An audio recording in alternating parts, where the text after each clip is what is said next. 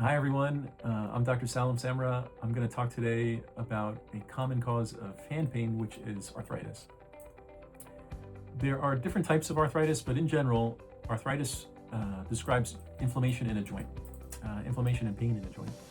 And the most common cause of arthritis in human beings is osteoarthritis or degenerative joint disease.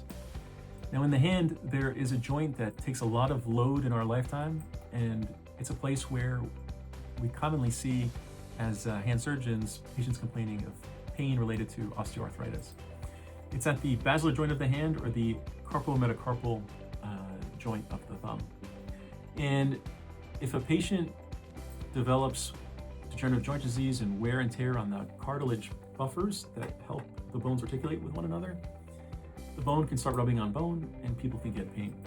If a patient presents with that type of a problem, we don't jump to surgery. We look at the different conservative measures that we can take to try to make the situation better. Often we'll try bracing, and we'll send the patient to a hand therapist to get a custom splint. We can offer the patient a steroid injection, which is a significant dose of anti-inflammatory medication directly into the joint to try to calm the inflammation. We can, of course, just do over-the-counter anti-inflammatories with the help of medical doctors like rheumatologists. But if the pain is progressing, if the patient's function is deteriorating, if on x-ray it looks like the arthritis is gotten to an advanced stage, there is an operation that we can offer a patient to try to make the situation better. And that's called a thumb CMC joint arthroplasty. Now, I have a patient here that recently had this operation, and if you take a look at this x-ray of her hand before, this bone here is the trapezium. And then this bone here is the thumb metacarpal. And you can see there's contact between the two bones. When I would move this patient's thumb, I could feel the grittiness as the bones were rubbing against one another.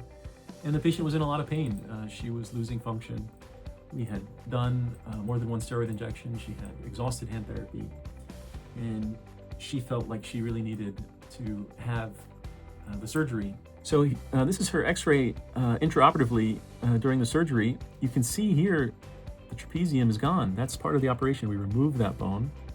And then we stabilize the relationship between the thumb metacarpal and the index metacarpal with a cable. You don't see the cable here because it's not radio opaque, but the metal brackets that hold the cable on each end of the respective bones do show up on x-ray. And this cable is preventing the thumb metacarpal from falling back into that space, so we maintain the joint relationship between the thumb and the rest of the carpal bones, and we get rid of this irritating trapezium where that bony friction was happening and the patient was experiencing pain.